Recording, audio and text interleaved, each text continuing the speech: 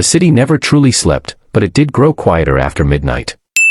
The traffic softened to a distant hum, the streetlights flickered in tired patterns, and the world seemed to sigh as though settling into a weary sleep. Yet for Samir, this hour was not for resting. Midnight was when he worked best, when he could breathe, when the world felt less heavy.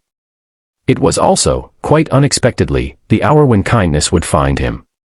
Samir had moved to the city 6 months earlier, hoping to build something new after losing his job back home.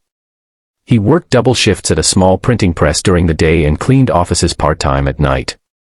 It wasn't glamorous, but it paid for a small rented room and kept him moving. What he didn't have, though, was company. Loneliness clung to him like a second skin. Tonight, as he walked back from his cleaning shift, his backpack hung off one shoulder, his step slow and heavy. His stomach grumbled loudly, he hadn't eaten since noon. He stopped at the 24-hour convenience store on the corner, searching his pockets for the last crumpled bills he had. It wasn't much. Maybe enough for a bun and a cup of tea. Still, something warm was better than nothing. As he exited the store with his humble meal, the cold night greeted him sharply. He pulled his jacket closer and headed toward the small park he often passed through. It was usually empty at this hour, which suited him. He didn't need an audience for his exhaustion. But tonight, he wasn't alone. Sitting on the far end of a worn wooden bench was a stray dog, thin, dark-furred, with eyes that gleamed amber under the street lamp. The dog watched him quietly, not barking, not moving, just observing. Samir hesitated. Strays in the city could be unpredictable. Yet something about this one felt different. Calm. Gentle, even. "Hey there," Samir whispered, unsure why he was speaking at all. The dog's ears twitched. Samir settled on the opposite end of the bench and unwrapped his bun. His stomach clenched with hunger, but before he took the first bite, he looked at the dog again.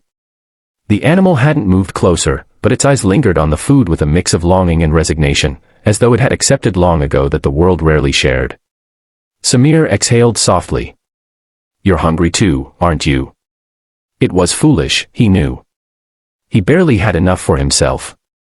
But he also knew what it felt like to go to bed with nothing, to wonder if tomorrow would be kinder. He tore the bun in half and gently placed a piece on the ground near the dog. The dog didn't rush.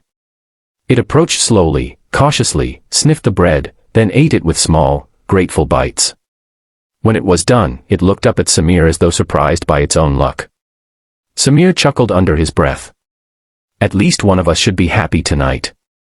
He ate his half slowly, savoring each bite. When he finished, he took a sip from his warm cup of tea, feeling the heat spread through him like a small mercy. The dog had retreated to the side of the bench but hadn't left. Now it lay curled up, tail tucked close, but its eyes remained fixed on him. "What am I supposed to do with you?" Samir murmured. The dog gave no answer, of course.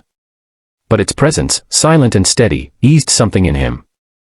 As strange as it was, he didn't feel alone anymore. He stayed there longer than he meant to, watching the dog occasionally lift its head to scan the quiet park. The city lights cast gentle shadows across its fur, making it look softer than when he first saw it. Eventually, Samir stood to leave. "Take care, friend," he said, adjusting his backpack. The dog's ears lifted, and for a moment, Samir wondered if it would follow him, but it didn't move. The following night, he returned to the park, half out of routine, half out of curiosity. And there it was again. The same dark-furred dog, sitting on the same bench. This time, Samir came prepared. He had bought 2 buns instead of 1. "You're still here," he said as he sat down. The dog approached him more quickly tonight, tail wagging slightly, though still hesitant. Samir smiled. Okay. I get it. You like bread." He tore 1 bun in half and placed it on the ground. The dog ate eagerly. Samir ate his portion, sipping his tea like usual. Night after night, this became their ritual. Samir started bringing leftovers, rice, bits of chicken, even small bones that he checked carefully. The dog, whom he had started calling Midnight because of its fur and the hour they met, always waited patiently. Midnight never barked, never caused trouble. It simply sat with him, listening quietly as he talked about his day, about his fears, about his hopes. Samir wasn't sure why he talked so much. Maybe because Midnight never judged him. Maybe because Midnight was the first living soul in months who stayed. As weeks passed, Samir realized he looked forward to Midnight more than anything else. No matter how exhausting his day was, the thought of seeing Midnight kept him going. One particularly cold night in December, Samir arrived shivering, clutching 2 warm paradats he had bought from a street vendor. Midnight was waiting, tail thumping weakly. "You must be freezing," Samir said. He wrapped his scarf around his neck tighter, then noticed Midnight's thin frame trembling under the cold. Without thinking, Samir removed his scarf and gently placed it around the dog. Midnight didn't resist. It leaned into his hands, trusting. "Don't look at me like that," Samir said, smiling even though his fingers were numb. "You need it more than I do." They ate quietly, the cold biting through Samir's clothes, but somehow he felt warm inside. The next night, Midnight wasn't there. Samir told himself not to worry. Dogs wandered. Maybe Midnight found food elsewhere. Maybe it had followed someone kinder, someone who could give it a real home. Yet the bench felt painfully empty. He returned the next night, and the next, and the next.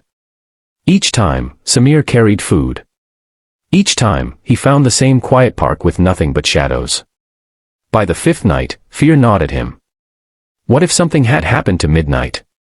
What if the cold had been too much? He stayed longer than usual, pacing, calling softly, searching behind the bushes. Just as he was about to leave, he heard a faint whine. He spun around. Midnight limped toward him from behind a trash bin, its left hind leg bleeding, formatted with mud and pain. Samir dropped everything and rushed forward. "Oh no, what happened to you?" Midnight collapsed at his feet, panting weakly. Panic surged through Samir. He had no money for a vet, no connections, nothing. But he couldn't leave Midnight like this. Not after everything. "It's okay," he whispered, scooping the dog gently into his arms. "I've got you. I won't leave you." He carried Midnight all the way to his small rented room, ignoring the strange looks from the few people still out at that hour. Inside, he laid Midnight on his thin mattress and quickly looked for anything that could help: warm water, an old towel, the small first aid kit he kept for himself. Midnight whimpered as he cleaned the wound, but it didn't snap or pull away. It trusted him completely, and that trust broke his heart.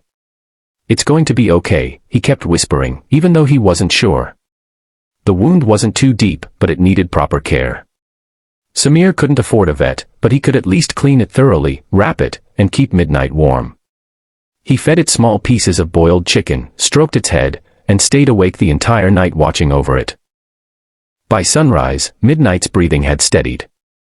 "You scared me," Samir muttered, brushing a hand over its fur. "Don't ever do that again."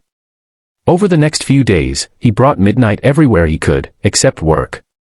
When he left for his shifts, he made sure the dog was safe in his room with food and water. His landlord complained after seeing the stray but reluctantly allowed it for a few days after Samir begged. Caring for Midnight was difficult. It added weight to his already heavy life. But somehow, he felt lighter. Happier. Needed. One evening, as he arrived home from work, he found Midnight standing on all fours, limping less, tail wagging. Samir laughed. "You're healing," he said, kneeling to hug the dog. "You're really healing." But with healing came a decision he had been avoiding. Midnight couldn't stay in his room forever. The landlord made that clear. And Samir's long hours made it impossible to give the dog proper care. Midnight deserved better, a stable home, someone with time and money to keep it safe. The thought of letting Midnight go felt like tearing something from his chest. Still, he started asking around. He talked to shopkeepers, co-workers, even people at the park. Most said no. A few considered it but changed their mind. Midnight was a stray, after all. Strays were seen as trouble. One cold morning, as Samir sat with Midnight outside a small tea stall, a woman approached, middle-aged, kind-eyed, carrying a bag of groceries. She paused when she saw the dog. "He's beautiful," she said. Samir nodded. "His name is Midnight." "He doesn't look like a street dog," she said, crouching to let Midnight sniff her hand. "So gentle, so well-behaved." Samir hesitated. He wasn't always. But he tries. The woman smiled. Who takes care of him? I do, Samir said quietly. But I don't really have a place that allows dogs. She looked at him thoughtfully. Do you want to keep him? He swallowed hard. I want him to have a good life. She nodded slowly. I run a small shelter. Just a few rescued animals. We're always full, but for a dog as gentle as him, I think we can make room. Hope and grief tangled inside Samir. You take him, he whispered. Yes, she said softly. And you can visit anytime. Samir looked at Midnight. The dog gazed back with those amber eyes that had once shivered under a street lamp. Midnight nudged his hand gently, as if sensing the shift. That night, Samir walked with the woman to the shelter, a warm little house with soft lighting and fenced yards. Midnight explored slowly, sniffing, tail wagging. When it was time to go, Samir knelt and pulled the dog into a tight hug. Thank you, he whispered into its fur. For sitting with me. For making Midnight less lonely. For everything. Midnight licked his cheek once, gently. Samir forced himself to stand. I'll visit, he promised. Then, softer, stay safe. As he stepped out of the shelter and the door closed behind him, the night felt colder. But not empty. Something in him was fuller, warmer. The next few nights, he walked through the park again. The bench where they had shared so many meals sat unused. Yet instead of loneliness, he felt gratitude. Midnight had given him companionship when he had none. And he had given Midnight safety when it needed it most. Some kindnesses lasted only a moment. Some lasted through midnight. And some, like a meal shared under a street lamp, lasted a lifetime.